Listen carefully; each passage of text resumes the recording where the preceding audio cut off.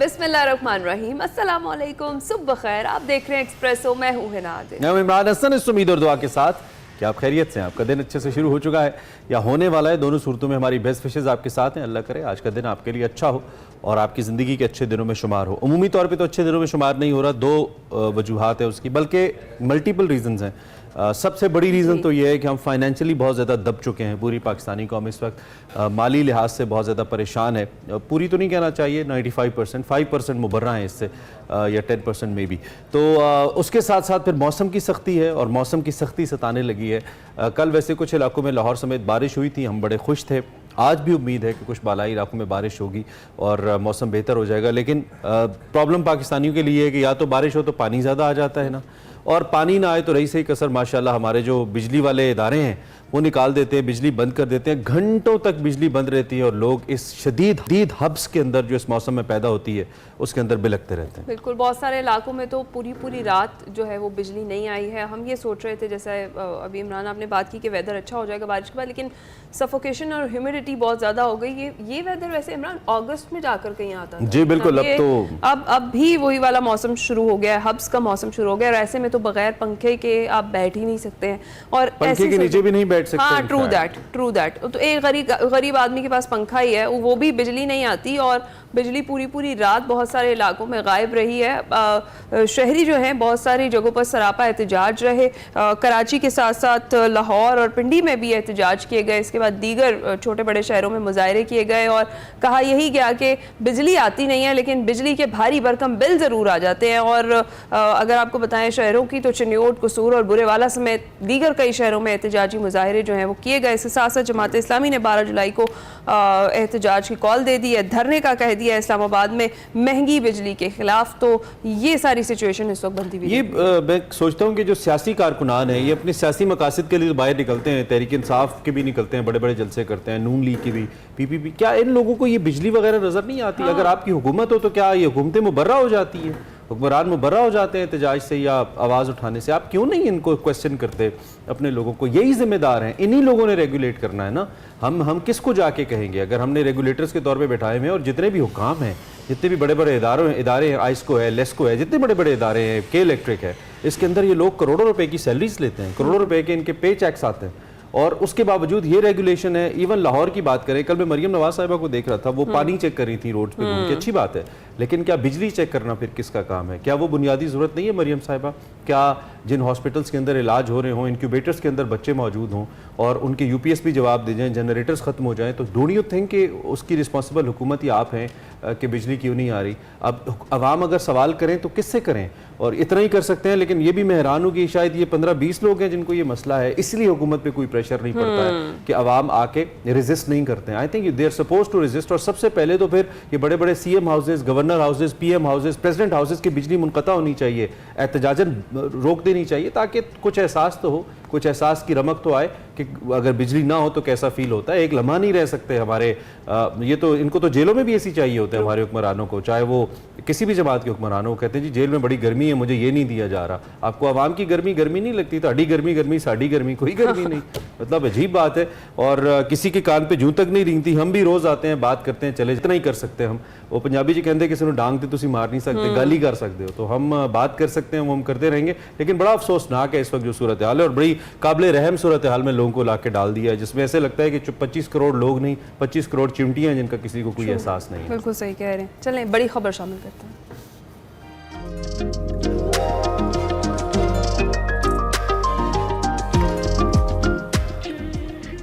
जिस तरह से कल भी हमने बात की थी, पाकिस्तान तहरीक इंसाफ में जो इख्तलाफात की खबरें उनमें शिद्दत आती जा रही है। जो पुराने और पार्टी छोड़कर जाने वाले पीटीआई रहनुमा हैं वो मौजूदा क़यादत पर तनकीद करते हुए दिखाई दे रहे हैं। और गुज़िश्ता रोज़ तहरीक इंसाफ की कोर कमेटी का इजलास हुआ, जिसमें 3 करारदादें मुतफ़िक़ा तौर पर मंजूर हुई हैं, जिनके एलामिये के मुताबिक मुश्किल वक्त में पीटीआई छोड़ने वाले फिर से काबिल कबूल नहीं है। पीटीआई छोड़ने वालों को पार्टी मामलात पर तबसरे का भी कोई हक़ नहीं है, और ऐसे अफराद से कोई सरोकार है, ना ही उनके बयानात पार्टी मामलात पर किसी भी तरीके से असरअंदाज हो सकते हैं। जिन्हें अपने किए पर अफसोस है, उनसे मुतालिक फैसला बानी पीटीआई की सवाबदीद है। डिसिप्लिन की खिलाफ वर्जी पर पर नोटिस जारी होने वालों के जो मामलात हैं वो 7 रोज़ में निपटाए जाएंगे और मुस्तकबिल में भी पार्टी नज़्म ज़ब्त की खिलाफ वर्जी के तमाम मामलात जो हैं ये कहा गया कि सख्ती से निपटाए जाएंगे। और कोर कमेटी की उमर अयूब का जो बतौर सेक्रेटरी जनरल इस्तीफ़ा है उसको मंजूर ना करने की भी सिफारिश सामने आई। उधर मौलाना फजल रहमान के बाद अब अवामी नेशनल पार्टी ने भी नए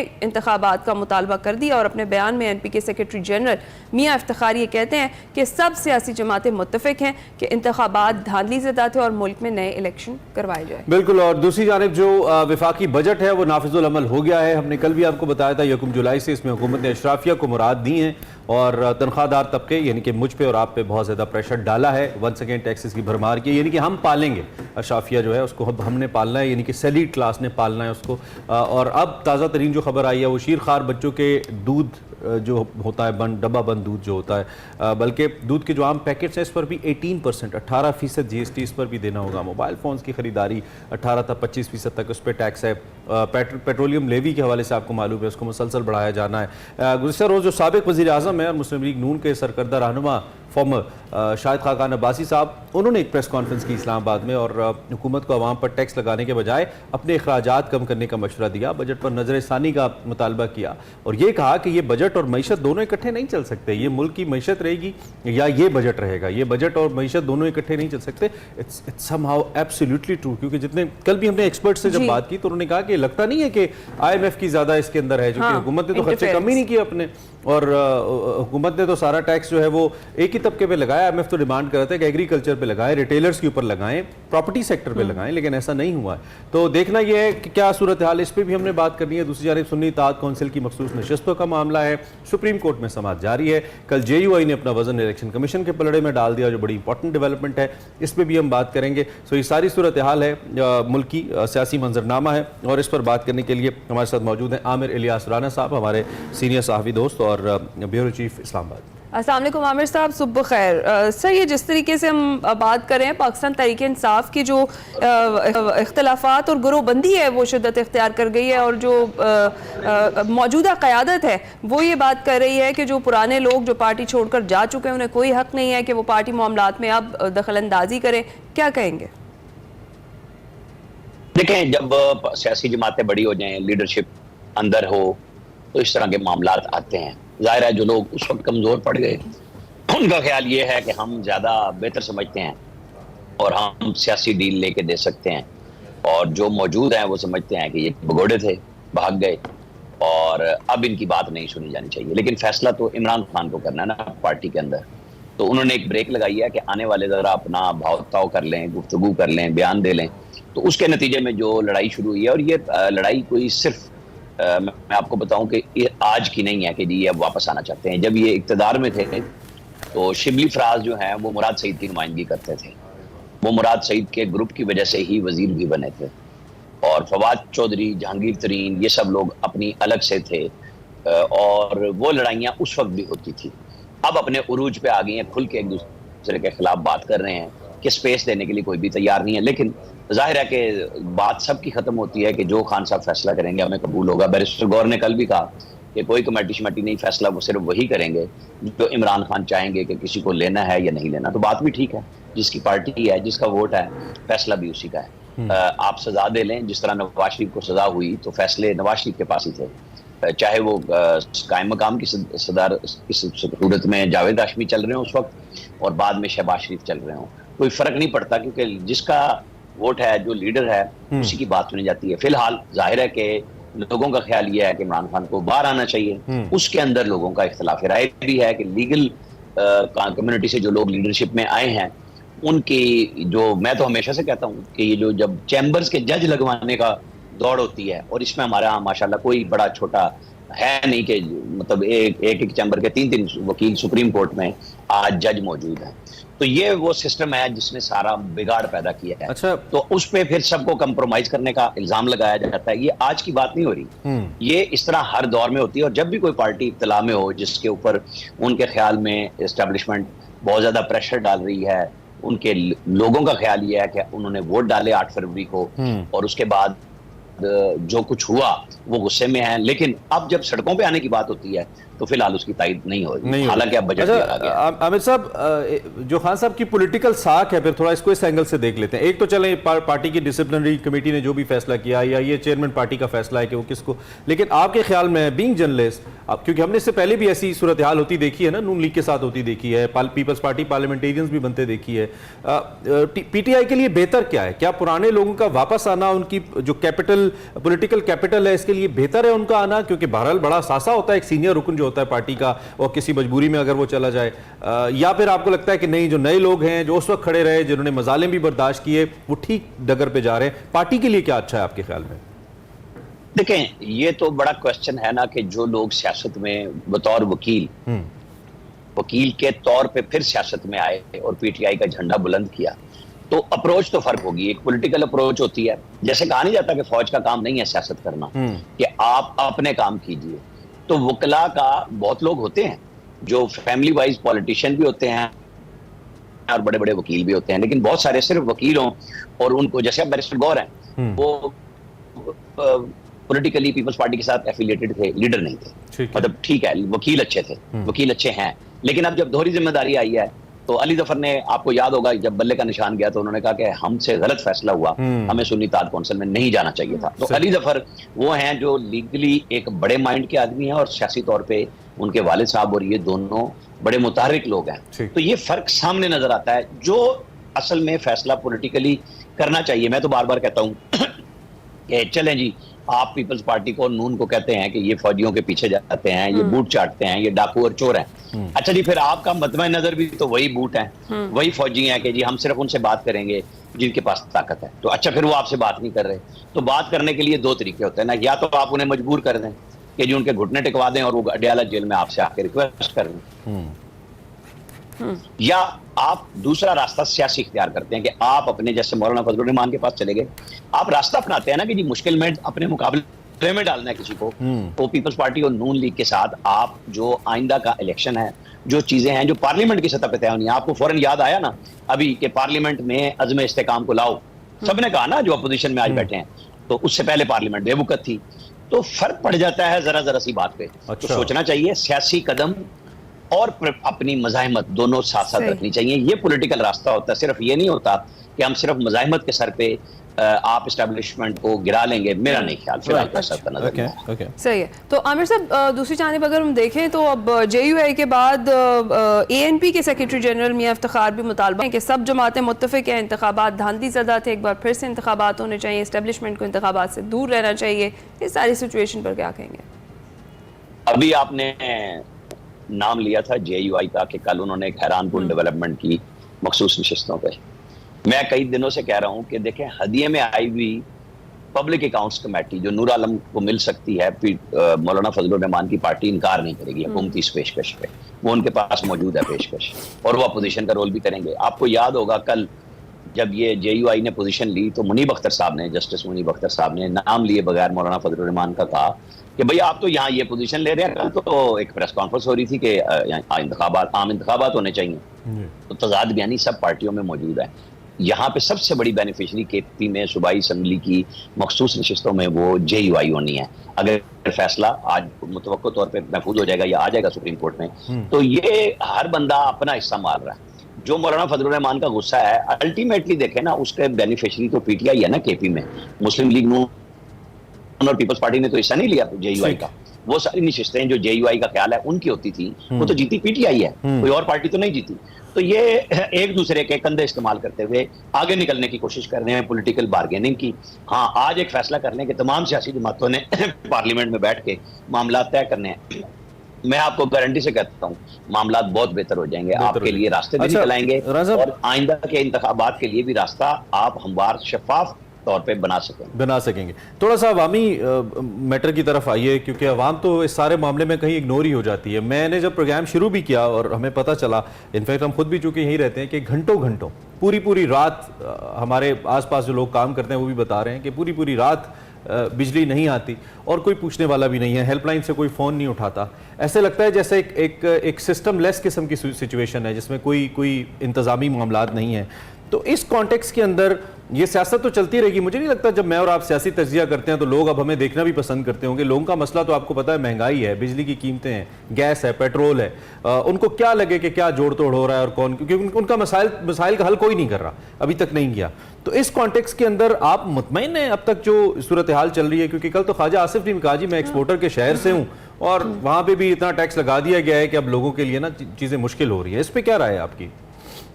देखें, मुतमईन वो होगा जो 5% या 10% आपने निशानी की है जिनकी, और ये वो लोग हैं जो डॉलर, पाउंड और यूरो में पैसे कमाते हैं और रुपए में खर्च करते हैं। और हम वो लोग हैं जो कायदे आज़म के नोट को कमाते हैं और कीमत हम डॉलर के बराबर भरते हैं। तो जब सोच का फर्क ये हो कि $1 के बराबर ही है, कोई महंगाई नहीं, तो फिर उनको कुछ फर्क नहीं पड़ता।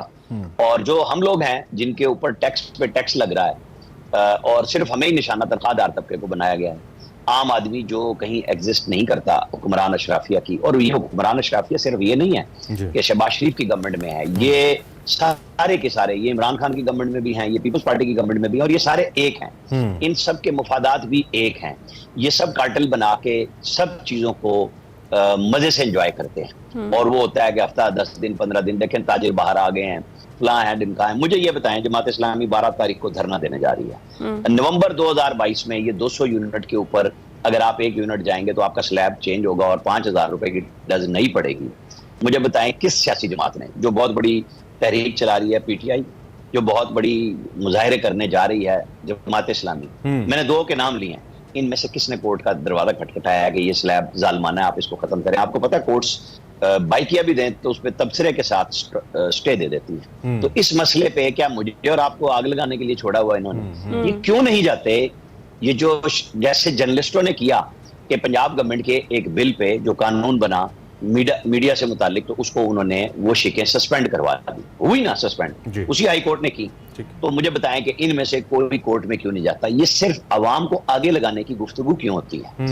जहां इनके अपने केसेस हों वहां सुप्रीम कोर्ट से लेके सारी हाई कोर्ट फटाफट अपनी सीटों के मसले।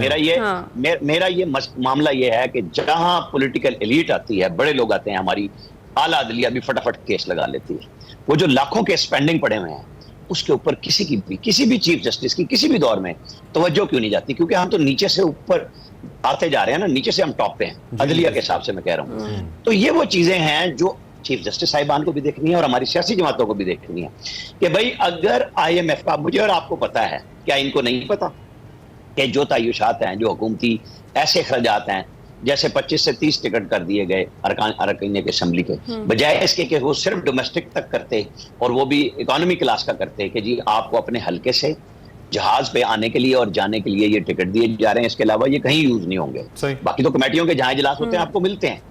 तो इस तरफ तो कोई नहीं जाता, ना मराद वापस करते हैं। आपको याद है PTI ने एक दफा इस्तीफे दिए थे और तमाम तनख्वाहें वसूल कर ली थी। यहाँ पे ये सब एक है, आप और हम सिर्फ कुड़ते रहेंगे पसंद और नापसंद की बुनियाद पे, लेकिन अवाम के लिए कब किसने किया मुझे जरा सिर्फ ये बता दें। किसी ने नहीं किया। हम सब ये सुनने के लिए बैठे हुए हैं, बड़ा सख्त वक्त है, ठीक करना है। प्राइम मिनिस्टर तो मजाक ही बन गया ना कि शबाना रोज मेहनत करनी है। भाई करें मेहनत हो और लोगों को देना, लोगों से ही लूट के सारा कुछ अशराफिया को खिलाना है। क्यों भाई?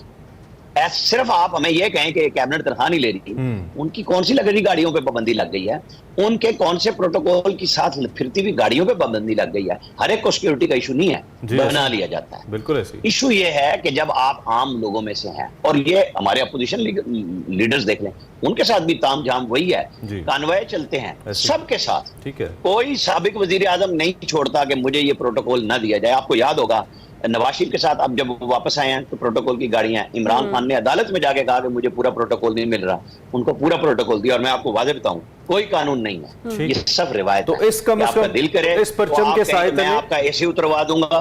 और अब जब गर्मी की हीट आए जरा सी तो आप कहें कि मुझे नवाज शरीफ वाली मुराद दें। जी ऐसी मतलब वो अदालत से लेके गए थे ना, सब एक ही जगह पे खड़े, यानी कि इस परचम के साथ हम एक हैं और वो परचम जेल में जाते हैं। जब सोचते हैं कि हमारे पे इत्तला का वक्त है तो इंतकाम की बात न करें, सोचें कि इस्लाह कैसे करनी है, आगे कैसे चलना है।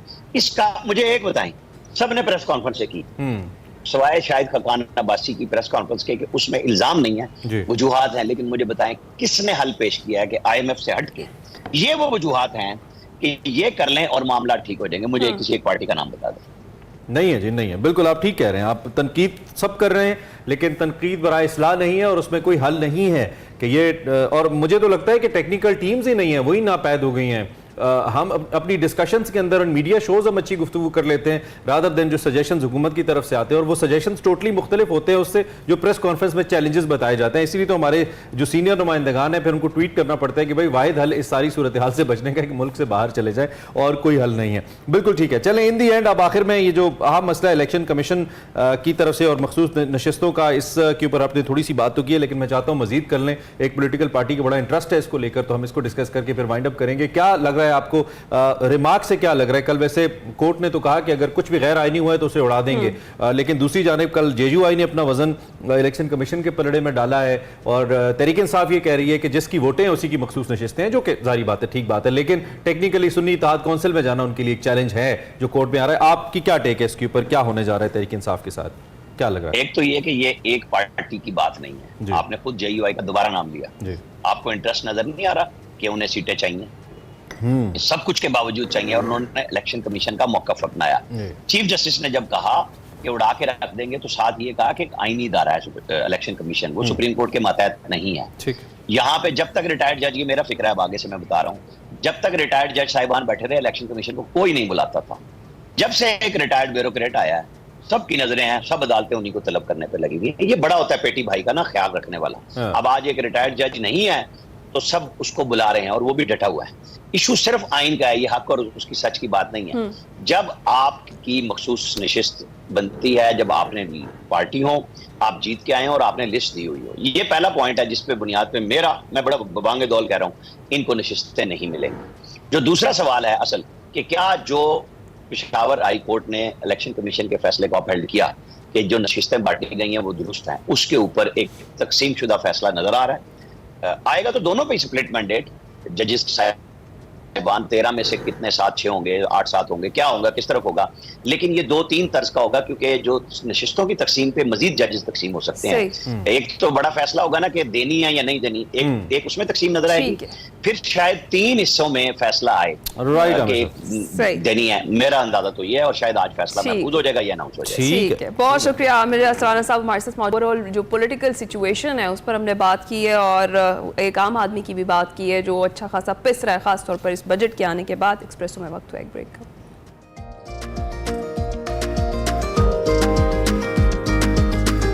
Welcome back. आपकी मुलाकात कराते हैं the real champ expresso hero से। आई मीन जिनके बारे में हम जब बात कर रहे हैं, जब हम पढ़ रहे थे, जब हमें खबर पता चली, हमने कहा ये वाकई पाकिस्तानी हैं, ये पाकिस्तान में काम कर रहे हैं, लेकिन हमारे मीडिया को, हम समेत सियासत से फुर्सत मिले तो हम इनकी बात करें ना, और हमारे सियासतदानों को अपनी लड़ाइयों से फुर्सत मिले तो बात हो ना, और स्पोर्ट्स में हम क्रिकेट के अलावा कुछ और नजर आए तो बात करें। हम बात कर रहे हैं उस्मान वजीर साहब की, जो कि एक बॉक्सर हैं। उन्होंने बैंकॉक में होने वाली फाइट में थाईलैंड के बॉक्सर को नॉकआउट किया, एक बहुत बड़ा मुकाबला जीता, और इस शानदार जीत के साथ ही अपनी तमाम 13 इंटरनेशनल फाइट्स, 13 फाइट्स अब तक की हैं इंटरनेशनली, और 13 की 13 जीते हैं। पाकिस्तान के लिए world youth title, Asian title, middle east title भी अपने नाम कर चुके हैं। लेकिन अफसोसनाक खबर, अफसोसनाक बात इसमें यह है कि उस्मान वजीर ने मुसलसल 13वीं जीत के बाद पैगाम ये जारी किया कि उन्हें अपनी 13वीं फाइट में वर्ल्ड यूथ टाइटल का दिफा करना था, मगर हुकूमत ने उन्हें सपोर्ट नहीं किया, और वो इस फाइट के लिए फीस जमा नहीं करवा सके, इसलिए बगैर लड़े उनसे ये टाइटल वापस ले लिया गया। यानी कि उनका टाइटल जो उनके पास था, जो उन्होंने फाइट करके लिया था, फीस ना होने की वजह से वो टाइटल उनसे चला गया। एक स्पोर्ट्समैन की फीलिंग आप जान सकते हैं कि उसके दिल पे क्या गुजरी होगी, या उसके कोचेस पे कि उसके पीछे कितनी मेहनत होगी। लेकिन हम बहसियत कौम क्या कर रहे हैं, हमारी क्या प्रायोरिटीज़ हैं। खैर, हमने उस्मान वजीर से आपकी मुलाकात करवानी है, उनकी फतवात को डिस्कस करने, और उसके साथ साथ जारी बात है हम चाहेंगे कि उनके चैलेंजेस पे भी बात करें। उस्मान वजीर लाइव हमारे साथ हैं। अस्सलाम वालेकुम उस्मान, कैसे हैं आप? वालेकुम सलाम, आप लोग कैसे हैं? अल्हम्दुलिल्लाह मैं बिल्कुल ठीक। उस्मान, सबसे पहले तो बहुत बहुत मुबारक हो आपको, we are very proud of you. आप बताइए कि 13 जो कॉम्पिटिशन्स हैं इनमें नाकाबिले शिकस्त रहना, फील कैसा कर रहे हैं? अल्हम्दुलिल्लाह हमेशा से बस एक ही मोटिवेशन रहा है कि अपना जो कंट्री का फ्लैग है वो सबसे टॉप पे हो। और आपको पता है पाकिस्तान में प्रोफेशनल बॉक्सिंग एक न्यू स्पोर्ट्स है, क्योंकि ये आपको पता है वर्ल्ड के अंदर जैसे यूरोपियन जितने भी कंट्रीज़ हैं, अमेरिका, यूएसए, इवन सऊदीया अभी इसको लेके जा रहा है, तो बहुत टॉप है, एक्सपेंसिव स्पोर्ट्स है। तो पाकिस्तान में इतनी बड़ी अपॉर्चुनिटी नहीं थी, न्यू स्पोर्ट्स था, मैंने स्टार्ट किया, फिर उस टाइम में जो मेरा एक ड्रीम था कि मैं बहुत एक हाई अचीव करूँ प्रोफेशनल बॉक्सिंग में। तो अल्हम्दुलिल्लाह वर्ल्ड यूथ टाइटल तक मैं गया। मैं WBA एशिया मैंने जीता पाकिस्तान के लिए, WBC world boxing council middle east जीता। तो एक बहुत बड़ी अचीवमेंट्स है मेरी कंट्री के लिए।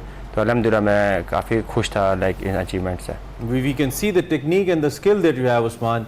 हम तो विजुअल्स में देख रहे हैं, मुझे आजकल थोड़ा शौक है, मैं बॉक्सिंग मैचेस देखता हूँ। आप तो बहुत ब्लेस्ड हैं और बहुत शानदार हैं माशाल्लाह अपनी फिटनेस को लेकर। लेकिन सवाल मेरा यहाँ पे आपका जो इंपॉर्टेंट कंसर्न है उस पर आते हैं। आप अपनी फ़ीस नहीं जमा करा सके वर्ल्ड यूथ टाइटल के लिए, और किसी ने आपसे रब्ता नहीं किया, किसी ने आपसे पूछा नहीं, किसी हुकूमत ने, सूबाई हुकूमत ने या वफाकी हुकूमत ने, कि आप हमारे चैम्पियन हैं और फ़ीस कितनी होगी? थोड़ा सा बताइए हमें इस हवाले से।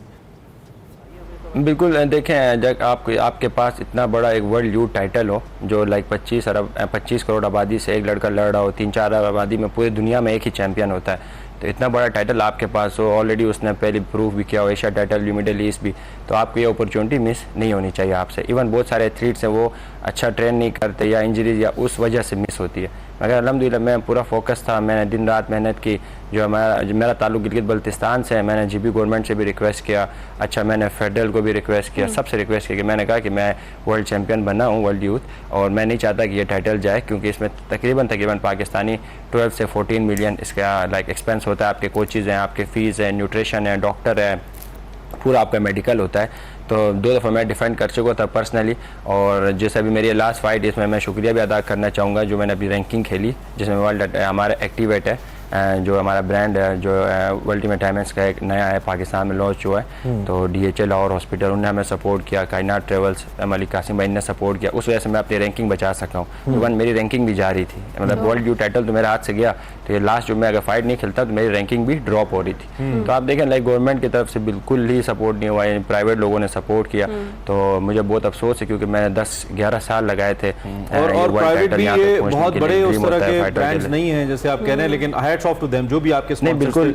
हमारी बहुत इज्जत है उनके लिए कि उन्होंने किया। इससे बहुत बड़े-बड़े इन्वेस्टर्स, बहुत बड़े बिजनेसमैन, बहुत बड़े business tycoons, property, land and society holders Pakistan में बैठे हुए हैं, जो कि 10-15 लाख रुपए क्या है उनके लिए, अपनी एक बिल बोर्ड पे लगा देते हैं, वो एक दिन का खर्चा होता है उनका। But this is very very sad. तो क्या प्लान करें आप? जो एक एथलीट खेल रहा होता है दुनिया भर में उसको नोटिस किया जा रहा होता है, तो उसको तो बड़ी ऑफर्स आती हैं दुनिया भर से, खासतौर पे बॉक्सर्स के पास तो बड़ी ऑफर्स होती हैं कि यहाँ की नेशनैलिटी ले लें, हमारे मुल्क के लिए खेलें। क्या ऐसे की अपॉर्चुनिटीज़ आपके पास भी आई हैं उस्मान? आई होंगी डेफिनेटली। ऐसे ही आप पता है, हर फाइटर ने, हर एथलीट ने आपके सामने वो कंट्री छोड़ के चला गया। मैंने अपने वीडियो पे पैगाम दिया था, बॉक्सिंग के अंदर बहुत सारे लोग चले गए, हर स्पोर्ट से चले गए, जिसको अपॉर्चुनिटी मिलती है पाकिस्तान छोड़ के जाता है। सिर्फ वाइट मैं हूँ, शायद ये मेरी गलती है कि मैंने मैं अपने कंट्री मैंने नहीं छोड़ी, और मेरा यही ड्रीम था कि अपने फ्लैग के साथ मैं टॉप में जाऊँ। या शायद मेरी ये गलती है कि मैं गिलगित बल्तिस्तान से। इवन आपको मैं एक एग्जांपल देता हूँ, वहाँ के गवर्नमेंट, आप फाइनेंशियल सपोर्ट की बात करें, आप पता है हर एथलीट को एक सिक्योरिटी मिलती है, मेरे इंटरनेशनल कोचेज़ होते हैं, तो वहाँ पे हमें एक सिक्योरिटी दी गई थी। फिर एक पॉलिटिकल इतना हमारे कंट्री के अंदर वो है इंटरफेयर है, तो वहाँ के जो वज़ीर दाखिला है वो हमारे इलाके से आए, हमने हमारे गनमैन वापस ले लिए। फिर मैंने CM साहब को बोला, इनका क्या नाम है?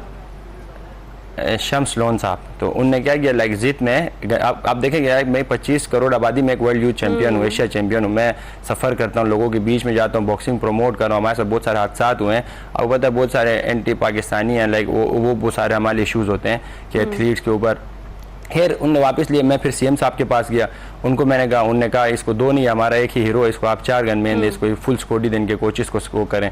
वहाँ से फिर ऑर्डर हुआ IGP साहब के लिए जो गिलगित बल्तिस्तान के, वो उन्होंने नहीं माना। फिर होम सेक्रेटरी साहब ने बोला। तो इवन आप ये सोचें कि हमारे जो CM है हाजी गुलबर साहब, हमारे जो वज़ीर दाखिला है, मतलब उनकी भी कोई वैल्यू नहीं है, लाइक उनकी भी कोई बात, लाइक एडमिनिस्ट्रेशन के अंदर उनकी बात नहीं सुन रहा, तो मैं उनसे फाइनेंशियल क्या तो को रखूँगी, वो मुझे फाइनेंशियल सपोर्ट करेंगे, जो बेसिक हकूक़ है वो मुझे नहीं दे रहे। ताकतवर आदमी हैं कि ये अपने चीफ मिनिस्टर की भी बात गिलगित बल्तिस्तान में नहीं सुन रहे, नहीं चीफ मिनिस्टर और उनकी बात हमारे IGP साहब नहीं सुन रहे। मतलब वो जब मैं उनके पास गया, मुझे शुरू में पुलिस ने कहा कि हमारे वज़ीर दाखिला ने ये बोला, इस्लाम ने उठाया। जब मैंने उनसे पूछा, उन्होंने कहा ऐसा नहीं है, उन्होंने खुद भी कॉल की। तो मतलब मैं ये कहना चाह रहा हूँ कि लाइक हमारे चीफ मिनिस्टर साहब, हमारे जो वज़ीर दाखिला साहब या जितने भी हैं, उनकी बात अगर एक उनके अंदर जो आ रहा है ऑफिसर वो नहीं सुन रहे, तो ये कल मुझे क्या नहीं करेंगे। वो सरकार के मुलाजिम हैं, तनख्वाह लेते हैं, उनसे हम कहेंगे कि वो आपको सिक्योरिटी दें जो आपकी बनती है। और आप अगर ये आपका बुनियादी हक है, आपका सिक्योर रहना। अगर एक आम सा MNA MP अपने साथ गनमैन लेके बहुत सारे मेरे इश्यूज हैं, मतलब मैं बहुत सारे, जब मैं फाइट जीत गया, बहुत सारे मुझे थ्रेट्स थे, मैंने बहुत सारी चीजें। नहीं आप डिजर्व करते हैं, आप डिजर्व करते हैं। मैंने काफी कोशिश किया। तो बाकी ये कि बाकी इंशाल्लाह मेरा अभी भी मैं government of Pakistan, government of Gilgit Baltistan से मैं रिक्वेस्ट करता हूँ कि मुझे सपोर्ट करें। मैं नहीं चाहता अपना मुल्क छोड़ के मैं जाऊँ, मैं चाहता हूँ अपने आखिरी सांस तक पाकिस्तान के लड़ूँ। अल्हम्दुलिल्लाह 13-0 और अभी मैं टॉप रैंकिंग में भी। सर आपको हमारा सलाम है, लेकिन माजरत के साथ हम अपने हीरोज के साथ कोई अच्छा सलूक तो करते नहीं है। आप जैसे जितने चैंपियन, जितने अच्छा खेलने वाले हमारे पास आते हैं ना, अब ये बातें हमें करनी पड़ेंगी। अब कब तक एक लफ्जों की उसके अंदर छुपाते रहेंगे? हीरोज के साथ अच्छा सलूक नहीं किया जाता। Even it's a fact. Even मेरे साथ मैं आपको बताऊं, लाइक हारिस रऊफ है, मेरे साथ ट्रेनिंग करते हैं, शादाब भाई मेरे साथ ट्रेनिंग करते हैं, शाहनवाज दानी, हम सब एक साथ ट्रेनिंग करते हैं। मतलब मुझे किसी क्रिकेटर या किसी से वो नहीं है। मतलब मैं सवाल करता हूँ अपनी गवर्नमेंट से, अपने आवाम से, मतलब जो पाकिस्तान के लोग हैं, मतलब आप लोग का काम है कि आप हमें सपोर्ट करें। लाइक आप उस सपोर्ट्स के ऊपर अरबों रुपए गवर्नमेंट लगा रही है और रिजल्ट नहीं मेरे उन्हीं के पीछे। आपके पास ऑलरेडी एक वर्ल्ड का यूथ टाइटल आपके पास मौजूद है। क्विकली मुझे बताइए, फ्यूचर में आप कहां कंटेस्ट करने जा रहे हैं और मुस्तकबिल का क्या चैलेंज है जिसमें आपको सपोर्ट चाहिए? आगे का थोड़ा समय क्विकली बता दीजिए। देखिए अभी भी यही है, अगर मुझे फाइनेंशियल सपोर्ट मिले तो मैं दोबारा अपना वर्ल्ड यूथ टाइटल लड़ूं, फीस जमा करवाऊं, मेरे पास चांस है, मैं लड़ सकता हूं। अच्छा, उसके बाद मैं IBF international boxing federation title में लड़ सकता हूं and world boxing council silver title में लड़ सकता हूं। मैं अपॉर्चुनिटी है, मैं ऑलरेडी क्वालिफाइड हूं, मेरी रैंकिंग है, सिर्फ मुझे फाइनेंशियल सपोर्ट हमारी बेस्ट विशेस है आपके साथ। और हम वंस अगेन आपके बिहाफ पे अपील भी करते हैं, जो कि टाइम कम है, मजीद हम definitely would love to talk. लेकिन अफसोस इस बात का है कि शाहनवाज धानी आपसे बड़ा स्टार है। अफसोस ये इस बात का है कि जो कुछ नहीं कर रहा, जो सिर्फ पानी पिलाता है जाके ग्राउंड के अंदर या लोगों को सर्व करता है। मैं बहुत रिस्पेक्ट है शाहनवाज के लिए। एक B या C क्लास क्रिकेटर की ज्यादा इज्जत है रादर देन चैंपियन, जो कि 13 टाइटल्स दुनिया में बॉक्सिंग के लिए पाकिस्तान के लिए जीत चुका है। और शर्म का मकाम है हमारी हुकूमतों के लिए, चाहे वो सूबाई हैं या वफाकी हैं, वंस अगेन कि जो हमारे हीरोज की कदर नहीं करें। क्या होगा, इनके पास अपॉर्चुनिटीज ही चले जाएंगे, आपकी सियासत चलती रहेगी, लेकिन नुकसान मुल्क का होगा, उन बच्चों का होगा जो कि आगे आके ऐसा कुछ करना चाहते हैं। जी हाँ, बिल्कुल। बहुत शुक्रिया उस्मान आपका, आप हमारे साथ मौजूद थे, आपने हमारे साथ डिस्कस किया और बताया कि जो मामलात आपके ख़राब चल रहे हैं और एक चैंपियन के साथ ऐसा सलूक वाकई बहुत बुरा सलूक है। एक्सप्रेसो में वक्त है एक ब्रेक।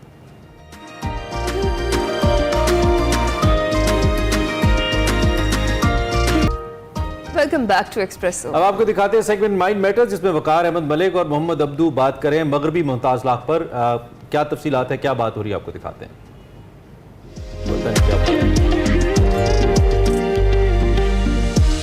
अस्सलाम वालेकुम नाज़रीन, मैं वकार अहमद और आप देख रहे हैं माइंड मैटर्स और बात करेंगे आज एक ऐसे ट्रैक के हवाले से। अमूमी तौर पर हम समझते हैं कि पाकिस्तान जो है वो मुश्किल तरीन ट्रैक्स की सरजमीन है और उसमें K2 बेस कैंप की तरफ जो ट्रैक जाता है, उसके बाद जो गोंदवोरोला है या उसके बाद जो स्नो लेक है, ये तमाम वो ट्रैक्स हैं जो कि बहुत मुश्किल तस्वुर किए जाते हैं। लेकिन एक ट्रैक जो है वो इनसे भी बहुत ज़्यादा मुश्किल है, लेकिन कोई नहीं करता। और हमारे दोस्त हैं मोहम्मद अब्दू, जो कि रिसर्च के हवाले से पाकिस्तान में बहुत बड़ा नाम है, कमाल किताबें लिखी हैं और जो सारी रिसर्च ओरिएंटेड हैं और मुकम्मल एक ऑब्सेशन है उनको पहाड़ों के साथ, शदीद मोहब्बत है। वो अभी ही एक ट्रैक करके आए हैं जो कि इन 3 ट्रैक से भी ज़्यादा मुश्किल है। और ये ट्रैक जो है, ये कौन सा ट्रैक है, इसके हवाले से तफसीलात जो हैं वो हमें अब्दू बताएंगे। अब्दू, अगर मैं कहूँ कि पाकिस्तान में अगर थाउजेंड्स ट्रैक्स हैं या जितने भी ट्रैक्स हैं, तो पाकिस्तान में वाहिद नाम अब्दू है जिसने वो तमाम ट्रैक्स कर रखे हैं, ना सिर्फ किए हैं बल्कि उनकी फिर कहानियाँ भी बताई, बहुत सारी किताबें भी लिखी। अब ये जो रिसेंट ट्रैक है, ये क्या है? ये कहना तो ठीक होगा कि बहुत ट्रैक किए हैं, लेकिन सारे कर रखे हैं इस जो अब भी आपका भी ये दावा है कि अभी आपने सारे? मेरा ख्याल है कि पाकिस्तान के सारे ट्रैक करने के लिए मुझे 1000 साल चाहिए होंगे। इतने हालांकि आपने सैकड़ों ट्रैक्स किए, बहुत सारे किए हैं, लेकिन 1000 साल चाहिए मुझे ये सारे ट्रैक करने के लिए। अच्छा। तो अभी जो हम गए थे, ये बेसिकली एक बहुत कदीम तजारती रास्ता होता था हमारे बल्तिस्तान से चाइना का, जो काशगर और यारकंद है उसके दरमियान में, जिसको हम ईस्ट मुश्ताक ला या मशरकी मुश्ताक ला कहते थे। ठीक है। जब ये बंद हो गया तो फिर शिगर के राजा ने कहा कि कोई नया रास्ता ढूंढा जाए, तो उन्होंने फिर वेस्ट मुश्ताक पास दरियाफ्त किया, जिसको हम मगरबी मुश्ताक ला कहेंगे, ये मुश्ताक। ठीक है। तो अभी हम वहाँ पे गए हुए थे। तो ये बहुत रिमोट एरिया है जहाँ पे कोई भी नहीं जाता। यानी पहले हम एक ग्लेशियर पे जाते हैं, K2 का रास्ता छोड़ के अंदर जाते हैं, फिर एक ग्लेशियर छोड़ के फिर इसकी और ज़ेली ग्लेशियर पे जाते हैं, फिर वहाँ से फिर एक और अंदर की तरफ जाते हैं। तो बिल्कुल हम चाइना के बॉर्डर के पास पहुँच जाते हैं, यानी चाइना की टॉप के ऊपर चले जाते हैं। ठीक है। जब हम ऊपर खड़े होते हैं तो हमारा एक पाँव पाकिस्तान में और एक पाँव चाइना में होता है। तो अब वहाँ पर हम गए हुए थे। तो इस लॉ को क्या कहते हैं, इस पास को क्या खास नाम है? इसका नाम मगरबी मुश्ताक ला वेस्ट नहीं, मुस्ताक लेकिन बास। चीज जो हम कहते हैं यरकन ला, हाँ, इसका नाम यरकन, मैंने इसका नाम यरकन पा की, ये आपने लिखा है? ये मैंने अच्छा, आपकी सोचा है। Okay okay okay. इसका मैंने नाम सोचा है यरकन पा की तलाश में। यरकन पा, यरकन पा, जैसे कि यरकन पा एक खुबानी है जो स्कर्दू में मिलती है, और ये खुबानी का असल वतन जो है वो यारकंद और काशगर है, और वो इसी रास्ते से कोई 100 200 500 साल पहले हम यहाँ पर आई थी। तो मैंने फिर इसका नाम सोचा है कि इसका कोई तारीखी नाम होना चाहिए, तो यरकन पा ही मुझे सबसे अच्छा लगा, तो इसका नाम मैंने यरकन पा की तलाश में रखा है। इस पास को कितने लोगों ने पहले किया है, आपके कोई इल्म में है कि कभी के पहले कभी किसी ने किया? जी, असल में इसकी हिस्ट्री जो एक्सप्लोरेशन जब शुरू हुई, जो ब्रिटिश ने और यूरोपियन ने की, तो 1820-25 से शुरू करके हम आते हैं अगर 1947 तक, तो बहुत कम लोग हैं, 8 से 10 लोग होंगे जिन्होंने ये किया होगा, शायद इससे भी कम होंगे। गॉर्डन ऑस्टन है, उसके बाद गॉर्डन ऑस्टन ने किया है? गॉर्डन ऑस्टन है, फिर यंग हस्बैंड हैं। अच्छा। इसके बाद हम आगे चलते हैं तो और चंद नाम हमें मिलते हैं, मॉर्टन कॉनवे का नाम भी इसमें आता है। ओके। अच्छा, फिर जो जदीद दौर आता है हमारा, जो पिछले 20-25 साल का, तो इसमें ट्रैकर्स अब जाते हैं, क्योंकि ट्रेड रूट तो रहा नहीं, तो ट्रैकर्स जाते हैं। तो 1990 से दोबारा लोगों ने यहाँ पे जाना शुरू किया। एक बहुत अच्छे मेरे दोस्त हैं, माइकल बीक गए हैं, उसके बाद जेफ हॉबन गए हैं, फिर हमारे पाकिस्तान की 2-3 टीमें हैं वो भी इस पर जा चुकी हैं, लाहौर से है और पाकपतन से हैं, और ये भी जा चुकी हैं, और अभी इसी साल फिर हमारी टीम जो है वो अभी पिछले महीने ही हम एसएन को अभी तक पता चला है इसका? नहीं पता। एसएन को इसको पता है, और एसएन के साथ मैं इसको डिस्कस भी कर चुका हूँ, शायद उसके प्लान में अभी ये नहीं है, कुछ और प्रायोरिटी है एसएन की। अच्छा, लेकिन वो करेंगे तो सही। हाँ, हाई होप सो कि वो करेंगे। हाँ, वो करेंगे, लाजमी करेंगे। तो हम जब हम बात कर रहे थे उससे पहले, तो आप बता रहे थे कि ये, क्योंकि आपने सारे किए हुए हैं, स्नो लेक और गोंदोगोरो और इनसे वो मुश्किल था, क्यों? मुश्किल इस तरह से है कि ये बिल्कुल रिमोट एरिया है, यानी कि वहाँ पे हमें वो K2 वाली रौनक नहीं मिलती, K2 वाली हमें सहूलतें नहीं मिलती, तो हमें हर चीज़ जो है वो खुद से उठा के जानी पड़ती है। और हम, जैसे मैंने बताया कि एक रूट से फिर आगे हम निकलते चले जाते हैं, यानी हम दूर होते चले जाते हैं, और इसका रूट भी कोई डिसाइडेड नहीं है, इसके रास्ते बिल्कुल पता नहीं है, तो ये पहले हर चीज़ जो है वो पुराने लोगों ने जो की है उनसे इंफॉर्मेशन लेनी पड़ती है, गूगल मैप से जो इसकी अपडेट्स लेनी होंगी, और आपने कहाँ से गुजरना है, कहाँ रुकना है, ये हर चीज़ जो है आपको खुद से मेहनत करनी होगी, किसी से इंफॉर्मेशन लेके आप नहीं कर सकते। इसलिए मैं समझता हूँ कि ये मुश्किल है, और टेक्निकल भी है, और क्योंकि इसमें आपने पूरा जो क्लाइंबिंग इक्विपमेंट है वो आपने बांधा होता है, उसके मदद से आप चल रहे होते हैं, तो मुश्किल भी है और ख़तरनाक। क्रेविसेस की क्या सूरत हाल है, ज़्यादा है? क्रेविसेस हैं, लेकिन हम चूँकि अर्ली गए थे जून के बिल्कुल शुरू में, तो अभी बिल्कुल बर्फ़ बहुत ज़्यादा थी, तो हमें क्रेविसेस वहाँ पे नहीं मिली, बहुत कम मिली, जो मिली है वो हम फिर बाईपास करके निकल जाते थे। तो आपके साथ कितने लोग थे? हम 6 लोग थे। मेरी जो टीम थी, बेसिकली मेरी पुरानी टीम और बड़ी मज़ेदार टीम है। एक इसमें डॉक्टर रहील हैं खारियाँ से, अच्छा, उसके बाद डॉक्टर सना जमील हैं कराची से, अमारा शरीफ हैं मुल्तान से, वकील हैं, इस्लामाबाद में होती है, एक हंजला शेख हैं फैसलाबाद से, बिजनेसमैन है, और एक जुनेद राउत है मुल्तान से। तो ये हमारी 6 लोगों की टीम थी, और हमारी टीम का हर बंदा जो किसी न किसी काम का माहिर एक्सपर्ट है। अच्छा, यानी कि टीम में कोई भी आप किस चीज़ के एक्सपर्ट?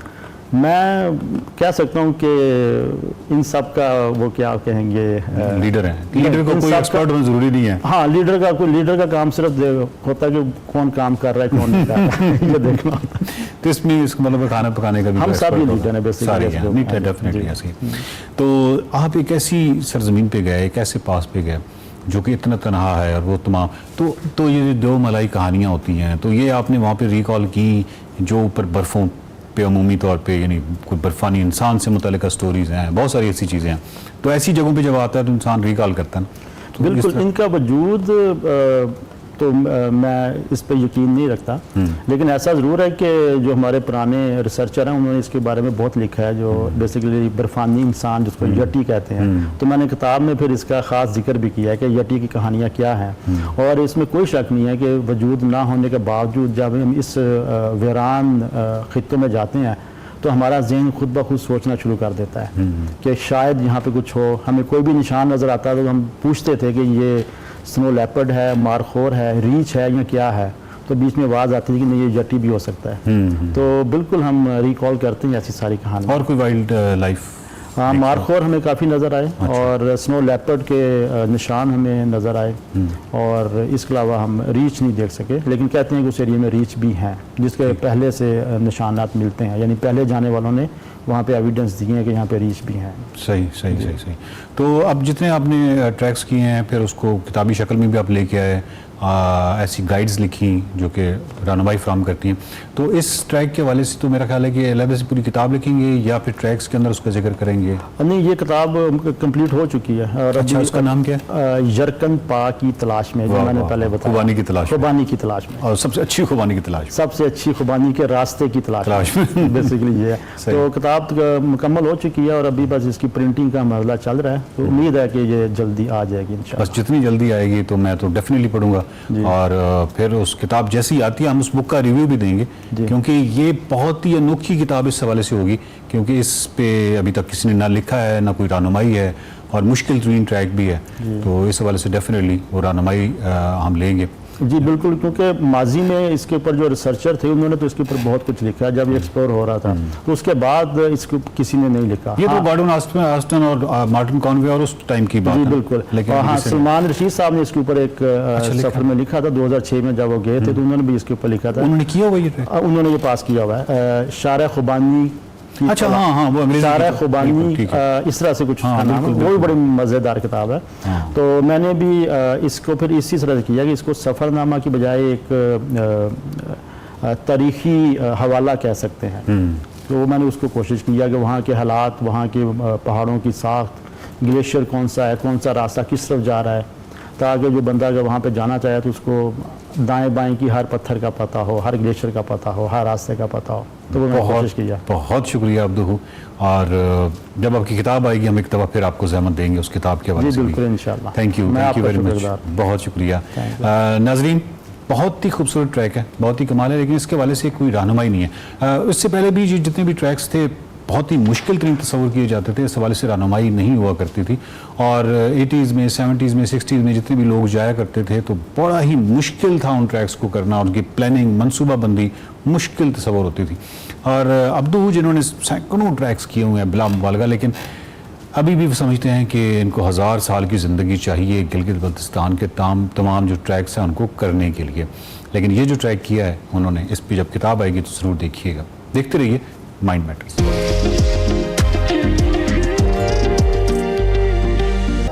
प्रोग्राम के दूसरे हिस्से में खुशामदीद। अब शामिल करेंगे सेगमेंट मेरा घर, जिसमें आज ज़ैनब जतोई हमारी मुलाकात करवा रही हैं शहबाज तासीर से। क्या गुफ्तगू हो रही है, आइए देखते हैं।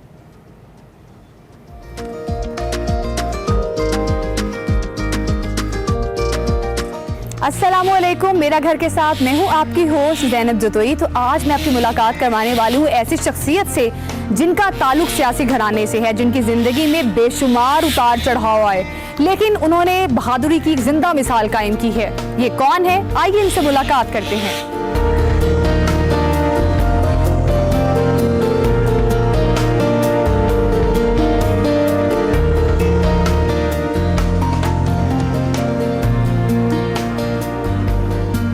Assalamualaikum. How are you, Shehbaz? I'm good, alhamdulillah. Welcome.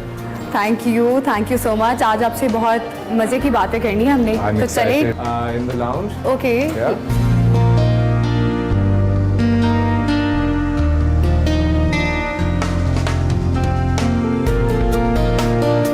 जी नाजरीन, तो जिस शख्सियत की मैं बात कर रही थी मेरे साथ मौजूद हैं शहबाज तासीर साहब। अस्सलाम वालेकुम। Assalamualaikum. How are you? कैसे हैं आप? अल्हम्दुलिल्लाह, बिल्कुल सही। आज हमने सोचा कि आपके घर विजिट करते हैं, सरप्राइज भी आपको देते हैं, आपसे मिलते भी हैं और ढेरों बातें भी करते हैं। मैं today was a bad day for me. Long day at office, kids you've seen. हाँ। So yeah, I'm only doing. मैं आपके लिए सिर्फ ये कर रहा हूँ. So thank you Thank for you this so much, wonderful Shahbaz. surprise and coming to Thank you. मेरे घर आने के लिए. शहबाज, सबसे पहले तो हम आपसे आपकी एजुकेशन के बारे में जानेंगे, कहाँ से पढ़ा, बचपन के बारे में, बचपन कैसा गुजरा? मैं एथसन कॉलेज का पढ़ा हुआ हूँ और मैंने शुरू में जूनियर स्कूल और जो मिडिल स्कूल होता है उधर किया था। फिर मैंने फिनिशिंग लाहौर अमेरिकन स्कूल में की। उसके बाद मैं हर किस्म की यूनिवर्सिटी गया हूँ, इकोनॉमिक्स, लॉ, बट एंड में जो मुझे सबसे पसंद आया था वो बीकन हाउस नेशनल यूनिवर्सिटी जो आर्ट्स एंड साइंसेस की।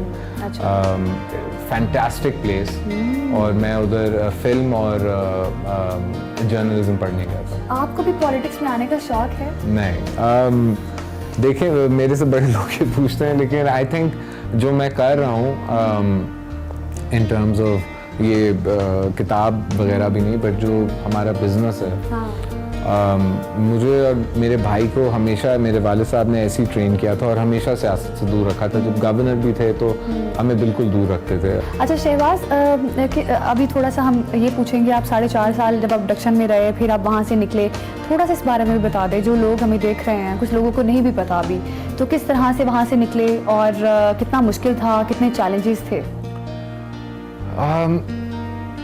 अगर आप कभी मैप देखें पाकिस्तान और अफगानिस्तान का, और वर्ल्ड मैप नहीं, पाकिस्तान और अफगानिस्तान का देखें, तो मैं रोज़गान में था, which is somewhere in the middle of Afghanistan, और मैं 4-5 सूबों के ऊपर नीचे बीच जाके I came to Balochistan and not मतलब क्वेटा।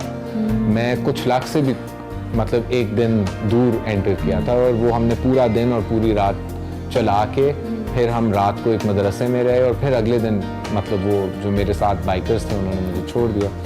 बहुत लंबी और कॉम्प्लिकेटेड कहानी है, but just to give you a gist, मुझे उज़्बेकियों ने अगवा किया था, उज़्बेकी मिलिटेंट्स, और फिर इनकी लड़ाई होगी अफगानी तालिबान के साथ ब्यात के ऊपर। इन्होंने आईसिस को अपनी ब्यात दे दी, तो तालिबान ने इन सबको मार दिया। अब आप सोचें इनकी अपनी कितनी सियासत है। जब इनकी जंग हुई तो जो बच गए थे उज़्बेक, वो अफगानी तालिबान ने एज कैप्टिव्स ले लिए, तो कैप्टिव बिकेम कैप्टिव अगेन। मगर फ़र्क ये था कि अभी किसी को पता नहीं था कि मैं कौन हूँ, और जो लोग जानते थे मैं कौन हूँ वो सब मर चुके थे। तो I disguise I made up a person, and मैंने 4-5 महीने अफगानी जेल में गुजारे और एक कमांडर के साथ दोस्ती की और भाग गया। कब ख्याल आया किताब लिखनी है? अबडक्शन के दौरान ही आपने सोच लिया था कि मुझे बुक लिखनी है, या उस टाइम पे लिख रहे थे किताब? जब मैं अगवा हुआ था उस वक्त मैं डायरीज रखता था, एंड द थिंग अबाउट ये डायरी रखने की बात ही होती है, कोई भी आप अपनी ज़िंदगी में वाक़या उसको लिखें तो वो बहुत फ्रेश रहता है। सो एनीवेज, जैसे ही मैं वापस आया, मेरी जो छोटी बहन है शहरबानो, वो मेरे साथ हम बाहर बैठे ये ऑस्कर के साथ नाश्ता कह रहे थे, तो आई थिंक मेरा दूसरा दिन था लाहौर में, या हाँ पहले दिन मैं आया था और मैं सुबह उठ के नाश्ता उसके साथ अपनी बहन के साथ कर रहा था। तो उस वक्त उसने मुझे कहा था कि यू नो आपके ऊपर एक छोटी सी रिस्पॉन्सिबिलिटी है, आपके दादा भी एक शायर थे, आपके वालिद साहब ने भी किताब लिखी है, you should write.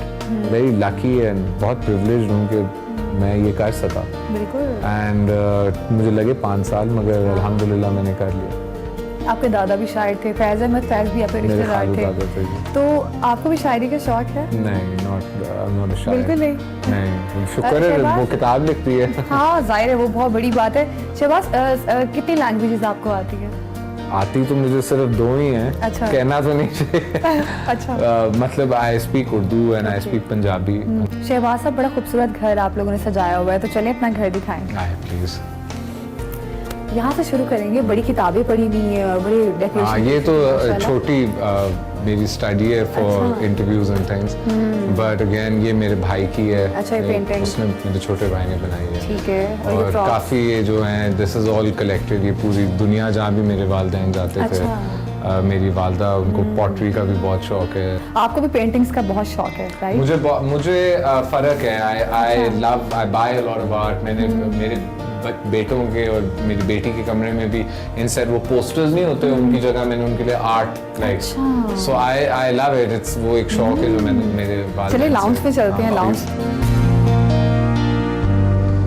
Shahbaz, in paintings के बारे में बताएंगे, जो पिक्चर्स हैं, क्या बैकग्राउंड है इसके पीछे? ये भी MF हुसैन की हैं। ये ठीक है। ये बहुत इसके पीछे भी एक कहानी है। एक एक्चुअली बुक थी जो मेरी वालदा को दी थी। अच्छा। और ये दुनिया के जितने नोन रिलीजन्स हैं उनकी एक पेंटिंग है, तो आप ये देखेंगे जूडिज्म, उसके ऊपर उसने एक बनाई हुई है नाइस। ज़ोरास्ट्र, सो जस्ट डिफरेंट नीचे आई गेस पोएम्स उन्होंने साथ में हर रिलीजन से रिलेटेड। अच्छा, बहुत खूबसूरत है। Quite beautiful. ठीक। अच्छा शहबाज, ये क्या है, इसके बारे में बताएं। ये मैं बहुत छोटा था, तो मेरे अम्मी अबू जो हैं वो हमें लेके गए थे मसाई मारा। अच्छा। तो वी वेंट ऑन हम सफारी पे गए थे, ठीक है। which was an unbelievable experience. But जो उधर का ट्राइब है वो उनकी arts and crafts, this is not fake, like वो एक्चुअली अपने एयरडोर्स के अंदर जो बचपन में होते हैं मेटल डालते हैं उनको elongate करने के लिए, और उनकी नेक्स भी ऐसे होती हैं। तो this is a real, this is actually the woman and this is the man.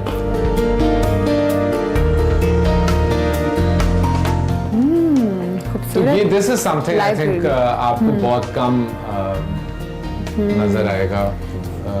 बहुत सारी किताबें हैं, इस्लामिक किताबें भी हैं, कुरान पाक और ये सारे। हाँ, मेरी अम्मी डेली इधर उनकी वो कुरान क्लास होती है, तो एक्चुअली अभी भी वो उनकी सारी दोस्तें आ रही हैं फॉर देयर कुरान क्लास। घर में सबसे ज्यादा किताबें पढ़ने का शौक किसको है? मेरी बहन को। एक्चुअली वो असल राइटर है and she is a wonderful writer. वो न्यूज़वीक के लिए भी काम करती थी एंड लिखती थी, और वो सिर्फ इसलिए रुकी थी क्योंकि जब मैं अगवा हुआ था तो फैमिली के ऊपर बहुत प्रेशर उस वक्त आ रहा था। बट असल राइटर मेरे घर की वो है। आए बैठे मैं आपसे। तो वो मैं आपको बता रहा था, बेसिकली हमारे लिए तो हमारा focus is our business. Obviously ये किताब एक अमेजिंग अपॉर्चुनिटी थी, और जिंदगी में opportunities आपको जब भी मिलेंगे you should avail them. Life is funny, you can be rich, you can be poor, but that doesn't mean that opportunity is guaranteed. Shahbaz, जिस तरह से आपने अपनी पूरी जर्नी बताई, 4.5 साल का वो जो कैद था, और जिस तरह से आप पॉजिटिव रहे, कंसिस्टेंट रहे, बड़ी हिम्मत, बहादुरी, सब्र, ईमान के साथ आप इस सारी सिचुएशन में से निकले, क्या मैसेज देंगे उन लोगों को जिन लोगों को तमाम तर चीज़ें इम्पॉसिबल लग रही हैं? कैसे जिंदगी को आगे बढ़ाया जा सकता है, क्योंकि जिंदगी बड़ी मुश्किल है। अगवा होना ज़्यादा आसान है, कोई बिल नहीं होते, बिजली के बिल नहीं होते, गैस के बिल नहीं होते। हाँ, मतलब मैं आपको एक फनी स्टोरी बताता हूँ। जब मैं अगवा हुआ था तो डॉलर था 89। हाँ। देखें क्या हो गया। तो जब ये आया ना 95 पे, तो मेरे किडनैपर ने मेरी अम्मी को फ़ोन किया और कहा कि हमने आपसे डॉलर्स में डिमांड की थी, तो ये जो रुपीस का फिगर दिया है इसको एडजस्ट करें। अच्छा, सही है। पाकिस्तान की अवाम है वो एक बहुत रेजिलियंट अवाम है, उसने बहुत जुल्म देखा और बहुत जुल्म बर्दाश्त किया, और जंगें देखी हैं और पॉलिटिकल इंस्टेबिलिटी देखी है, और टायरेंट रूलर्स को देखा है जिन्होंने इस अवाम को ख़त्म किया। मगर ना वो कभी मुश्किल वक्त में, चाहे वो खुद उनकी ज़िंदगी ऑन द लाइन थी, वो इस मुल्क से भागे। और मुझे भी जब चांस मिली यूरोज़गान से वापस आने की, तो मैं सोच रहा था अमेरिका की तरफ जाके वो रेफ्यूजी स्टेटस ले लूँ, बट मेरा डायरेक्शन एक ही था। मुझे पता था मैंने कहाँ जाना, और कुछ भी हो जाए, चाहे कितना मुश्किल हो जाए, चाहे कितना लॉस हो जाए, और बहुत मैंने लॉस बर्दाश्त किया। I feel selfish saying it because I know मेरी अम्मी ने कितना बर्दाश्त किया, और उनके सामने हमारा कोई लॉस नहीं है। और वो भी बहुत फर्म इधर इस मुल्क में है। और मैं आपको हमेशा ये कहूँगा कि जो भी मसला है, ओनली वी कैन, वो सफ़े जोड़ के मसला as a country we can solve it. You can run away from the problem, you can dodge the problem, you can forget about the problem, आप उसको कवर भी कर सकते हैं। मगर जो आज हमारे मुल्क में इश्यूज हैं, वो we can only overcome them as a country, united country, no PTI, PPP, PMLQ, PMLN, Pakistan and Pakistanis. बिल्कुल, बहुत खूबसूरत मैसेज है, और मेरा ख्याल है कि अगर ये सब तमाम तर चीज़ें हम अपनी लाइफ में ऐड ऑन कर लें तो मेरा ख्याल है ज़िंदगी आसान हो जाए।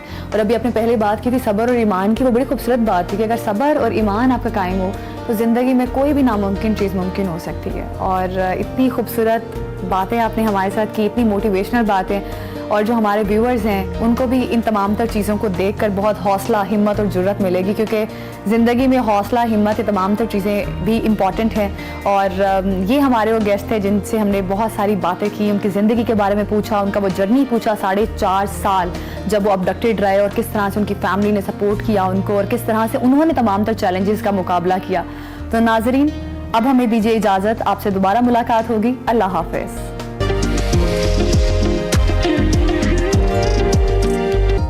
Welcome back to Expresso. अब कुछ बात कर लेते हैं क्रिकेट की। जनाब, T20 वर्ल्ड कप में कौमी टीम की जो बदतरीन कारकर्दगी थी और पहले राउंड से ही आउट होने के बाद अब क्रिकेट टीम शायद तनकीद की जद में है, शायद नहीं शदीद तनकीद की जद में है, जिसके बाद सोशल मीडिया पर नई बहस छिड़ गई और क्रिकेट बोर्ड को ही ख़त्म कर दिया जाए, ये कहा जा रहा है ताकि कौमी ख़जाने को जो सालाना अरबों रुपए की बचत है वो हो जाए। और मसला ये है कि हमारा हर इदारा सियासत का अखाड़ा बन चुका है। इस सियासी खेल और सियासी भर्तियों का नतीजा है कि इदारे तबाह बर्बाद होकर रह गए। हम देख रहे हैं, सब जानते हैं कि पाकिस्तान क्रिकेट बोर्ड एक हरी भरी चरागाह है और इस हार का सारा मलबा जो है वो और अवाम का जो सारा नज़ला है वो बेचारी क्रिकेट टीम पर गिर रहा है। बात हो रही है कि टीम में तब्दीलियाँ की जाएँ, ये भी कहा जा रहा है कि सारी की सारी टीम ही तब्दील कर दी जाए। बेहतर है कि अंधाधुंध खाड़ पछाड़ करने की बजाय गैर जानिबदारी से तनकीदी ज़रा जायज़ा लिया जाए कि टीम की जो ये पुअर परफॉर्मेंस है उसकी रीजंस क्या है। इसमें यकीनन खिलाड़ियों का भी कसूर है, टीम में मौजूद जो गिरोहबंदी है वो भी, और सिफारिशी भर्तियों का भी, लेकिन लाजिम है कि वज़ीर-ए-आज़म शहबाज शरीफ बतौर pattern in chief cricket board के जो मामलात हैं उन पर निगाह करें और सिर्फ टीम में तब्दीली करने से कुछ हासिल नहीं होगा। इस पर हम भी रोज़ाना बात करें। तो क्या पाकिस्तान क्रिकेट बोर्ड में जिन बड़ी तब्दीलियों की ज़रूरत है अब उस पर तवज्जो दी जा रही है या तवज्जो दी जाएगी आगे चलकर, इस पर हमने बात करी। बिल्कुल। और एक तो हमारी टीम बेचारी नहीं है मैं नहीं समझता कि भैया they charge a lot of money, करोड़ों रुपए लेते हैं ये बेचारे और हमसे बहुत ज्यादा अमीर भी। हमें उनकी दौलत से कोई प्रॉब्लम नहीं है, उनका टैलेंट है जिसके वो पैसे ले रहे हैं, लेकिन ओवर रेटेड है, बहुत ओवर रेटेड है। और डेफिनेटली वो उनका एहतसाब, क्योंकि अल्टीमेटली ग्राउंड में चीफ ने नहीं खेलना, ग्राउंड में बोर्ड ने नहीं खेलना, ग्राउंड में टीम नहीं खेलना, up to the selection yes we can. हमारे साथ इस वक्त सलीम खालिक साहब मौजूद हैं, सीनियर तजियाकार हैं, उनसे ज़रा स्पोर्ट्स के हवाले से और खासतौर पर क्रिकेट के हवाले से उनकी राय लेते हैं, वो क्या सोचे। खालिक साहब, थैंक यू वेरी मच। कैसे हैं आप? ठीक ठाक हैं? जी मैं ठीक हूँ। मैं भी वही कहने वाला था, बेचारे वाली बात जो आपने कह दी है ना ज्यादा अल्फाज वापस ले लेती हूँ, ज्यादा रहम कर गई है ना लगता है ऐसा। तो चलें जरा ओवरऑल हम वैसे मुसलसल इस पे बात तो कर रहे हैं। मुझे अब ये डर होने लग गया है कि हम कहीं बुरा करके हम इसको इस नहज पे ना ले जाएं कि हॉकी वाली सूरत हाल हमारे सामने। वैसे हॉकी से कोई कम नहीं है, हम पुराने टाइटल्स पे मौजूदा दौर को एंजॉय करें, नया हमने कुछ लिया नहीं है अपने लिए, अपने मुल्क के लिए। आपका क्या टेक है जी इस सारी सूरत हाल पे सलीम साहब? एक पहले मैं बात क्लियर कर दूं कि पाकिस्तान क्रिकेट बोर्ड जो है ये गवर्नमेंट से पैसे नहीं लेता है, ये एक अलग इदारा है। लेकिन जाहिर है जब खर्च हो रहे हैं पैसे फजूल में कहीं भी अगर नजर आ रही है ऐसी चीजें तो उसकी निशानदेही करनी चाहिए। वैसे ही आपने बिल्कुल ठीक कहा कि ओवर रेटेड हैं क्रिकेटर, ये कि हमने किंग और शाहीन क्या क्या हमने ऊंची परवाज ये किया हुआ है, हमको चढ़ा देते हैं, उसके बाद वो परफॉर्म नहीं कर पाते, तो फिर इस तरह से हमें दुख होता है। और आपने ये बात भी बिल्कुल दुरुस्त बोली कि कहीं वो वक्त ना आ जाए कि हॉकी वाला हाल हो जाए कि किसी को परवाह ही नहीं होगी कि भाई टीम जीत रही है, हार रही है, क्या कर रही है। तो बदकिस्मती से हालात तो नहज के जानिब जा रहे हैं, क्योंकि वर्ल्ड कप में जब आप अफ्रीका जैसी टीमों से हारोगे, उससे पहले आप आयरलैंड से हारे, जिम्बाब्वे से भी हार चुके, अफगानिस्तान से भी हार चुके, तो इसका मतलब है कि कहीं हमारी टीम में कोई बहुत बड़ा इशू है जिसे रिजॉल्व करना चाहिए। देखें इसी वर्ल्ड कप में अफगानिस्तान कितना अच्छा खेला और इसी वर्ल्ड कप में हम अपनी परफॉर्मेंस देखें तो टीम में मुझे बड़े मसाइल लगते हैं। आप अगर पिछले 3-4 साल की टीम उठा के देखें तो दानिस्ता तौर पर ऐसा नहीं होने दिया कि किसी बैट्समैन को या सेट होने दिया जाए, बस 2-3 लड़कों ने अपने गिर्द रखी कि भाई हम हैं तो टीम है। जब तक आप जीत रहे थे, छोटी टीमों से मुकाबले हो रहे थे, सब सही था, लेकिन जब कोई बड़ा इवेंट आता था फिर हम लोग एकदम एक्सपोज हो जाते थे। इस बार बहुत बुरी तरह एक्सपोज हुए। तो जिस तरह पीसीबी ने कहा है कि सर्जरी, वाकई एक सर्जरी की जरूरत है ताकि जो आपस के। सलीम साहब, ये जो हम पैटर्न इन चीफ करते रहते हैं प्राइम मिनिस्टर, ये प्राइम मिनिस्टर अपने इस्तेकाक सिर्फ चेयरमैन बोर्ड लगाने के लिए क्यों इस्तेमाल करते हैं? अपनी फेवरेट शख्सियत जो भी जिसकी भी होती है उस दौर में। मोहसिन नकवी साहब वैसे कोई बहुत फेवरेट शख्सियत शहबाज साहब की है नहीं, लेकिन उनका एक वर्किंग रिलेशन बहरहाल है। तो ये पैटर्न अपने इख्तियारात सिर्फ इस हद तक इस्तेमाल करता है कि उसने ज़का अशरफ को खुश करना है, नजम सेठी को खुश करना है, मैं मुख्तलिफ वज़राए आज़म की बात करूँ, इसमें सभी शामिल हैं, सो कोई ऑफेंड ना हो।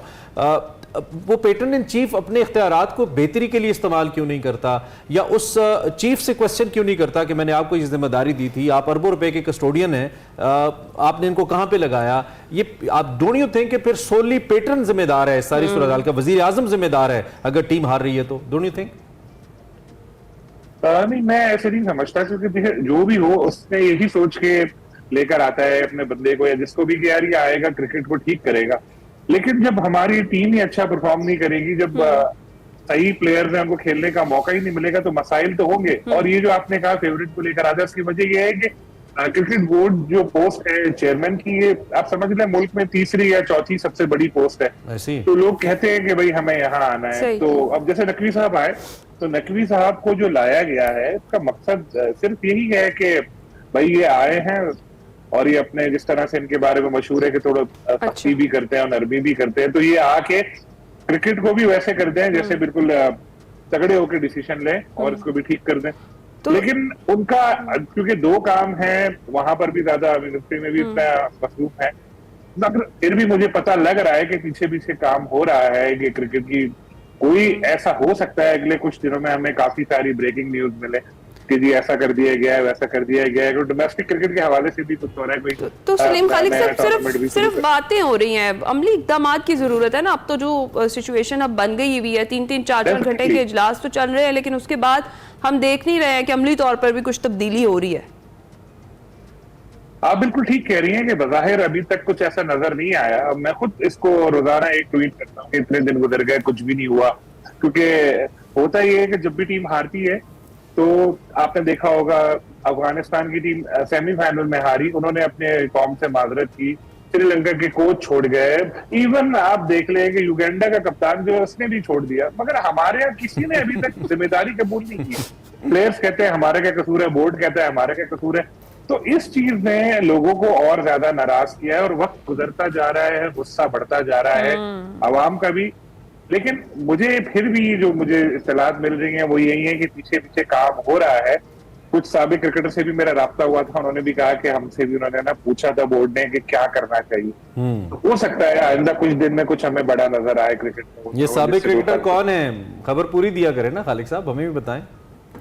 तब आपको नाम बता दूंगा तो फिर फायदा क्या फिर। ये क्या बात है, बराबर जाएंगे कि भाई कुछ हमारी कुछ पोल हमारे खुल गया। चले, हमें ना बताएं, हमारे व्यूवर्स को बता दें, हमें ना बताएं, नाजरीन को बता दें। नहीं, मैं अभी क्योंकि पीसीबी जब इसका डिसीजन लेगा तो डेफिनेटली वो उन प्लेयर्स के नाम भी बताएगा। अगर पहले ही मैं ये कर दूं तो वो उनके लिए वैसे players आपको के क्या लिए लगता थोड़ा है कि अब ये पीसीबी का इंतखाब हमारे मकामी प्लेयर्स ही हैं बड़े ओहदों के लिए? चले ये तो हम बात कर सकते हैं। नहीं, कोचेस वगैरह तो हम लोगों ने लॉक कर लिए ना 2 साल 3 साल के लिए, वो तो रहेंगे। और कोचेस का मैं ये समझता हूँ कि कोई कसूर भी नहीं है। अच्छा, अब वैसे गैरी कर्स्टर जो है वो कितना नहीं, है? बिल्कुल ठीक है, सॉरी टू कट यू, जितने अगर कोई सीनियर प्लेयर्स भी हैं, चले मैं अपने तौर पे अज्यूम ही कर रहा हूँ कुछ लोगों को कि ये लोग होंगे, तो ये सारे लोग किसी न किसी फॉर्म में तो सलीम खालिक साहब पहले भी आजमाए जा चुके हैं। ये जिन लोगों की हम बात करें या साबिक हमारे प्लेयर्स हैं, आई मीन आई हार्डली, मुझे कोई 1-2 शख्सियात ऐसी नजर आती है जिन्होंने कोई कलीदी ओहदा नहीं लिया हुआ और वो साबिक मशहूर क्रिकेटर हैं। अदरवाइज तो सारे किसी न किसी फॉर्म में तो मेरे ख्याल में आजमाए जा चुके हैं। नहीं, काफी सारे हैं ऐसे मुख्तलिफ औकात में, जाहिर है वो आते जाते हैं। जाहिर है हम लोग तो बांग्लादेश से श्रीलंका से तो लेकर आएंगे नहीं, इस तरह की जो पोस्ट है उसमें तो लाना ही पड़ेगा हमें। लेकिन एक इंटरेस्टिंग बात मैं आपको बताऊं कि जैसे राशिद लतीफ साबिक टेस्ट क्रिकेटर है, उन्होंने एक यूट्यूब शो में हफ्ते उन्होंने कहा कि पाकिस्तान में भी एक ऐसी फादर फिगर होनी चाहिए शाहीन और बाबर के दरमियान जो उनको साथ मिलाकर चलाए और टीम से अच्छा परफॉर्मेंस दे। तो मैंने ऐसे ही ट्विटर पे राशिद से पूछा, राशिद भाई प्लीज सजेस्ट वन नेम, तो वो नहीं बता पाए। उन्होंने आपकी वाली बात बोली कि कोई टीवी पर है, कोई कहाँ पर है, तो मैं किसका नाम लूं। वैसे अगर मुझसे भी आप पूछें, क्या हमें राहुल द्रविड़ जैसा कोई एक प्लेयर भी यहाँ पर नजर आता है जो एक फादर फिगर हो जिसकी सारे लोग इज्जत करते हो?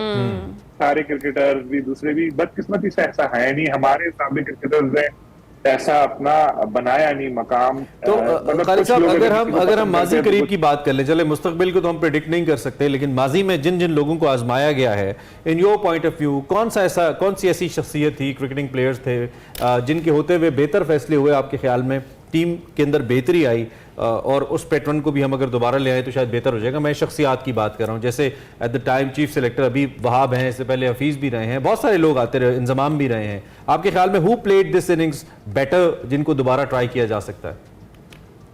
देखिए, इंजमाम का तो आपको पता है, हम लोगों ने उनकी स्टोरी दी थी, वो जो आई थी, तो कॉन्फ्लिक्ट ऑफ इंटरेस्ट था उनका, और वो बहुत संगीन कॉन्फ्लिक्ट ऑफ इंटरेस्ट था। जो सेंट्रल कॉन्ट्रैक्ट में बातें हो रही है कि आईसीसी का 3% शेयर भी दे दिया प्लेयर्स को, ये भी कर दिया, उससे प्लेयर्स के दिमाग खराब हो गए। तो मेरे ख्याल है वो तो इतने कामयाब रहे नहीं।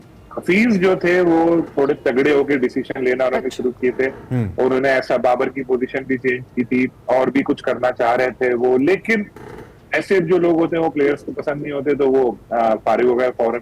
तो अगर थोड़ा हफीज को हमने इतने लोगों को चेक किया, उनको थोड़ा टाइम दे देते भाई कि चलो 6 महीने साल देख लेते, तो शायद वो कुछ बेहतरी लेकर आ जाते हैं। फिर वसीम अकरम जो है वो कुछ करना नहीं चाहते, इस तरह की बड़ी पोस्ट कोई लेना नहीं चाहते कोच या कुछ, उनको कुछ दिन के लिए बुलाएंगे तो आप आ जाएंगे कि 1 हफ्ते के लिए आ जाए, लेकिन ज्यादा दिनों के लिए नहीं आएंगे। वकार यूनुस को भी कई बार आजमाया जा चुका जैसे आपने पहले कहा था, तो हमें ऑप्शंस बहुत महदूद नजर आते हैं, लेकिन बात यही है कि इनमें से तो सलीम खलीफ साहब, इन दी एंड मुझे ये बताइएगा कि जिस तरीके से हम तलाश कर रहे हैं कि जिम्मेदारी किसकी है इस पुअर परफॉर्मेंस के पीछे, अभी हमने बात भी की, जिन तब्दीलियों का जिक्र किया जा रहा है, कहा जा रहा है टीम में मेजर तब्दीलियां की जाएं, क्रिकेट बोर्ड में तब्दीलियां की जाएं, जिन पर कौन कौन से ऐसे पहलू हैं जिन पर तवज्जो देनी चाहिए? देखिए, मेरा ख्याल है टीम में तब्दीली करनी चाहिए, आपको बैलेंस ऐसा लेकर आए, कैप्टन को चेंज करें आप, और जो ये ग्रुपिंग वगैरह की बात हो रही है गलत नहीं है, ये हकीकत है। हम लोग काफी अच्छे से बोल रहे थे, लेकिन कोई सुनने को कोई सुनने को तैयार नहीं था, लेकिन अब जब देखा लोगों ने तो अब लोगों को पता चला। तो जब तक आप मुझे सिर्फ इतना बता दें, 4 साल में कितने बैट्समैन उभर कर सामने आए हैं पाकिस्तान टीम के लिए जो मुस्तकिल सेट हो गया हो कि आप कहें कि यार ये बाबर की रिप्लेसमेंट है या ये रिजवान की रिप्लेसमेंट है, नीचे कोई प्लेयर आ ही नहीं पाया। अच्छा, फाइनली मेरे पास 30 सेकंड्स है, कब तक आपको ये नए फैसले होते नजर आते हैं? कितना टाइम लेगा क्रिकेट बोर्ड मजीद? क्या खबरें हैं, कब तक सूरत हाल सामने? मुझे लगता है इसी महीने कुछ ना कुछ होगा। देखिए, मैं फिर पहले भी मैंने बोला, फिर कहूंगा कि मुहसिन नकवी बहुत तगड़े इंसान है, ताकतवर शख्सियत है हर लिहाज से। अगर ये नहीं कर पाए तो कोई नहीं कर पाएगा। मेरा इनको यही मशवरा है कि बगैर किसी के दबाव में आए हुए डिसीजन ले जाएं और क्रिकेट को बेहतर कर दें। हो सकती है क्रिकेट अभी भी कुछ बिगड़ा नहीं है, चैंपियंस ट्रॉफी अगले साल हमारे यहाँ ही होनी है, उसमें हमें अच्छा परफॉर्म करना है, टीम अच्छी होगी तो अच्छा परफॉर्म अच्छा होगा। बिल्कुल ठीक है। सलीम खालिक साहब, thank you very much for joining us. हमारे साथ सीनियर तजियाकार सलीम खालिक साहब क्रिकेट के हवाले से अपनी राय दे रहे थे, इस वक्त क्रिकेट बोर्ड में क्या चल रहा है और कैसा चल रहा है। हमने एक ब्रेक लेनी है, ब्रेक के बाद दोबारा ज्वाइन करते हैं।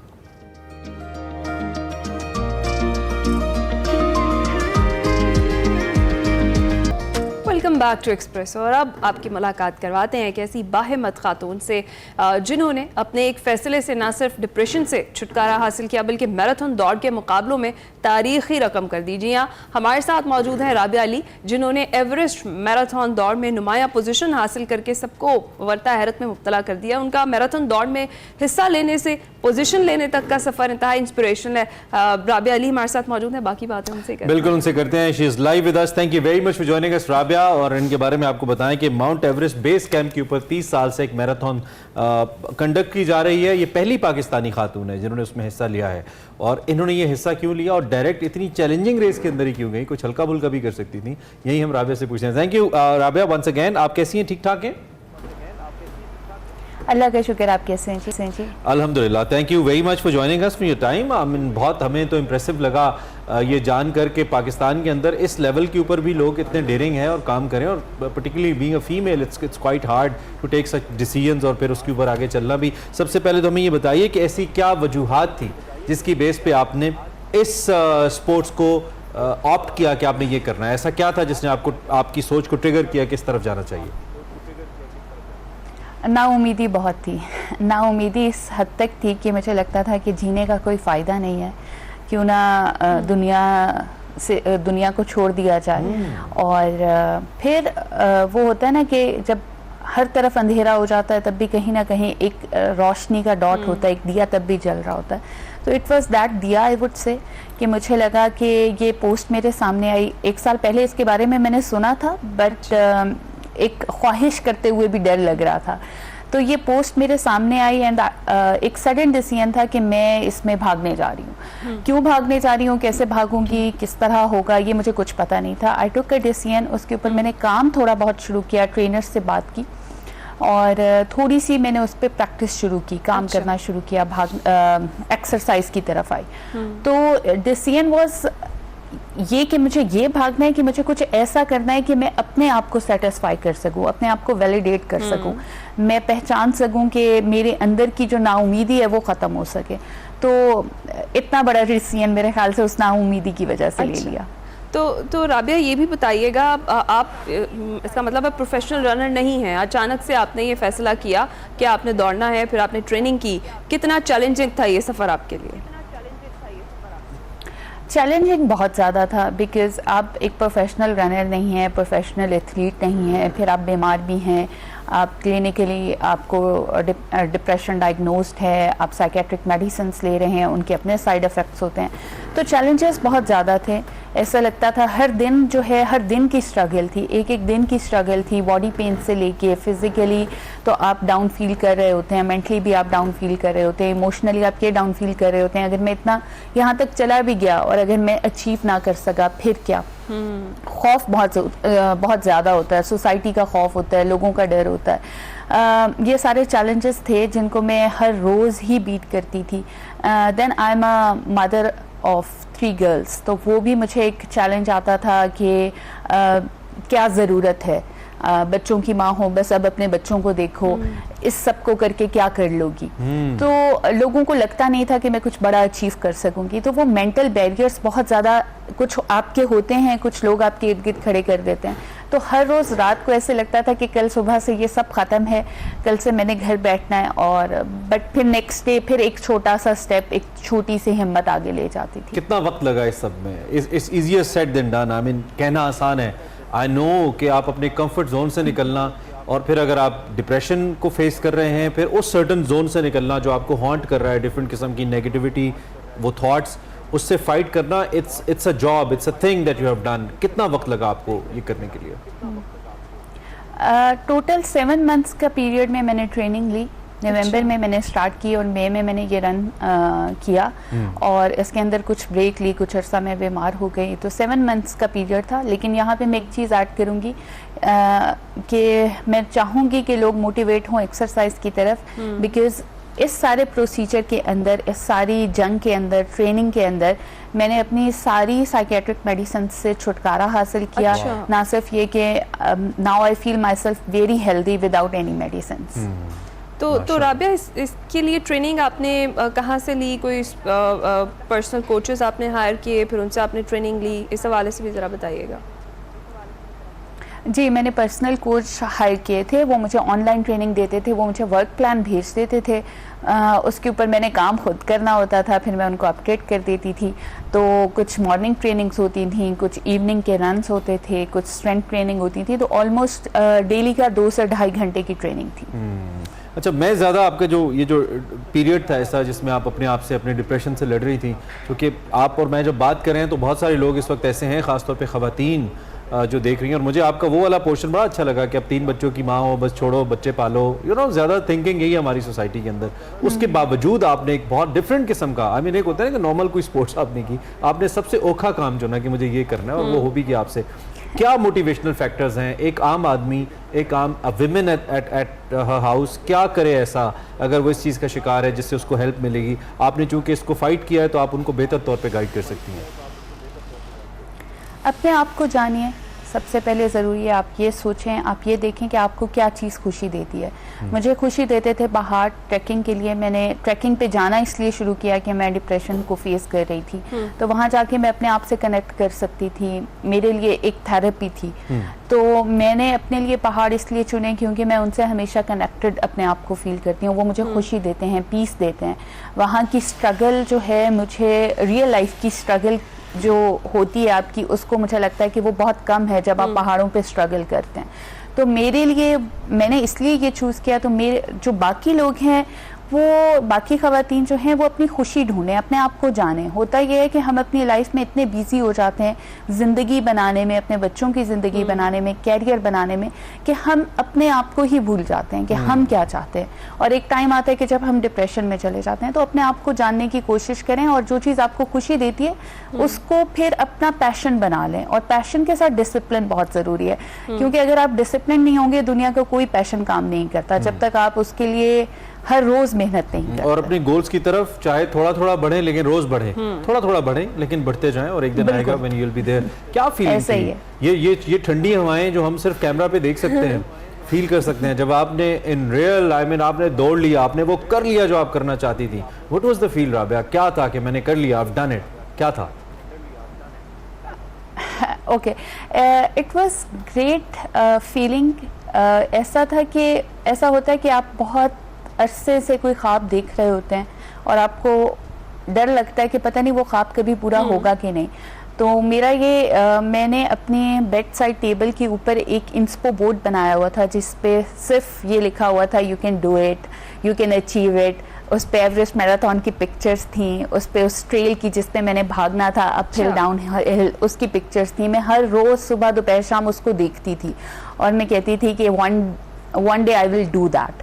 तो जब वो हो गया तो मुझे लगा कि ओके, अगर आप किसी चीज़ के लिए काम करते हैं तो आप उसे अचीव कर सकते हैं। तो फीलिंग्स तो बहुत अच्छी थी। दूसरा जो मुझे अप्रिसिएशन मिली वहाँ पे डिफरेंट एथलीट्स से, जो प्रॉपर एथलीट्स थे, जो मुझसे कहीं ज़्यादा बेहतर थे, जिस तरह उन्होंने मुझे अप्रिशिएट किया, मुख्तलिफ ममालिक के लोगों ने जब मुझे अप्रिशिएट किया, इंडियंस ने, नेपालीज ने, ऑर्गेनाइजेशन ने जिसने ये ऑर्गेनाइज कराई थी, तो आई स्टार्टेड फीलिंग कि मैं थोड़ी सी शायद कोई सेलिब्रिटी बन गई हूँ। सेलिब्रिटी हैं।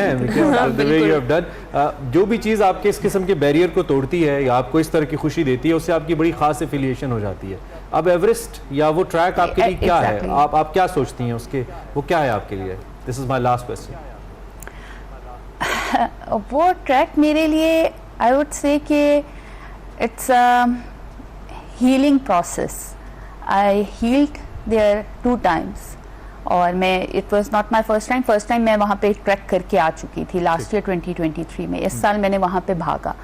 तो मेरे लिए पहाड़ हैं जो, और ख़ास तौर पे अब एवरेस्ट का जो ट्रैक है वो एक हीलिंग प्रोसेस बन चुका है। तो मुझसे अगर कोई भी पूछता है तो मैं उसे कहती हूँ पहाड़ों पे चले जाओ, दैट वर्क फॉर मी। तो आई वुड से कि वो ट्रैक जो है उसने मुझे हील किया है। Okay Rabia, thank you so much for your time and we are really proud of you. और जिस तरीके से आपने डिप्रेशन को फाइट, बड़ा बहुत मुश्किल होता है। लोगों को लगता है डिप्रेशन कोई बीमारी नहीं है, कोई मसला ही नहीं है, बस आपके जहन का फतूर है। ऐसा बिल्कुल नहीं है। बहुत सारे लोग ये जो डिप्रेशन है इसकी वजह से जो सुसाइडिकल थॉट्स उनके पास आती हैं, कई लोग तो अपनी जान की बाजी भी जो है वो हार जाते हैं, लाइक सुसाइड कर लेते हैं। लेकिन जो राबिया जैसे लोग हैं जिनको ख्याल आता है कि यार नहीं इससे निकलना है, और जो आप सेल्फ मोटिवेट करते हैं वो बड़ा इंपॉर्टेंट है। और गोल्स को अचीव करने के लिए मेरा ख्याल है अगर आपने ठान लिया है तो फिर कोई उधर आगे नहीं आ सकता। और आप बेशक एवरेस्ट ना जाएं, नजदीक वाले पहाड़ पे चले जाएं, आप बेहतर फील, छत पे चले जाएं, ठंडी हवा से बेहतर फील करेंगे। कुछ ना कुछ करें, थोड़ा मूव करें। ब्रेक लेते हैं।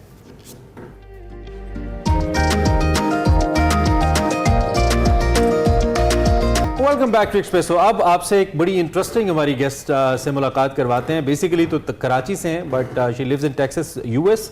और नवाल सिद्दीकी इनका नाम है। डेलस के अंदर अपने स्कूल में उन्होंने एक प्रोजेक्ट दिया और इस प्रोजेक्ट का ताल्लुक नासा से है। बेसिकली थोड़ा सा अगर मैं एलेबरेट करूँ आपको इस प्रोजेक्ट के हवाले से, हम खुद अभी ऑफ एयर इसको समझने की कोशिश कर रहे थे।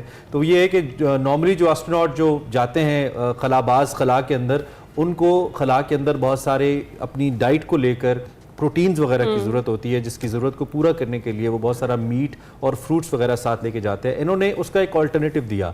ये टिड्डा जो आमतौर पे हम देखते हैं, ये उसका ऑल्टरनेटिव है। It contains lots of proteins और इसकी मुख्तलिफ प्रोडक्ट्स जैसे एग्स टाइप कुछ बना के आप अगर साथ कैरी करें तो उनकी प्रोटीन नीड्स को भी पूरा करेगा और उसका वजन भी ओबियसली कम होगा और वो उनको हेल्प करेगा।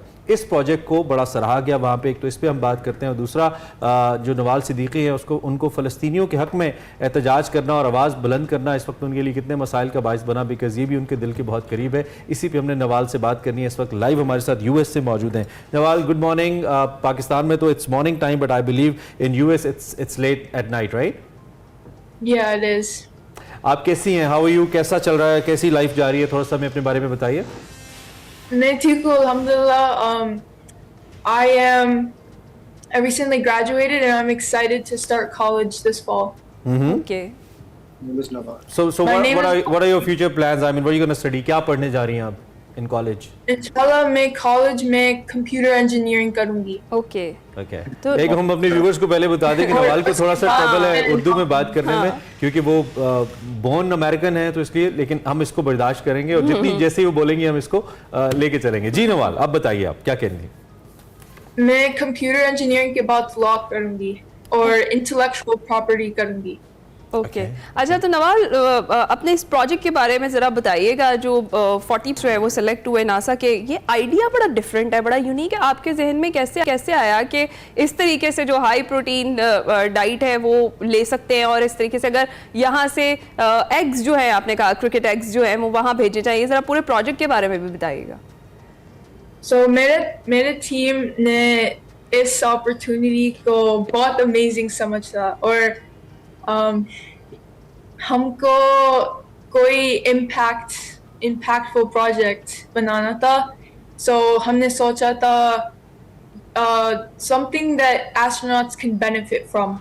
Okay. So we chose crickets because वो बहुत कम जगह लेते हैं और they're very cost efficient, very high in protein, and especially for long duration space missions in the future, astronauts जो space में multiple years के लिए रहेंगे, एक food source चाहिए और वो हम cricket eggs space भेज रहे हैं, लेकिन वो farm बना सकते हैं space में और उनकी food बना सकते हैं. Okay. Obviously, और उनकी जो food needs है वो पूरी होंगी.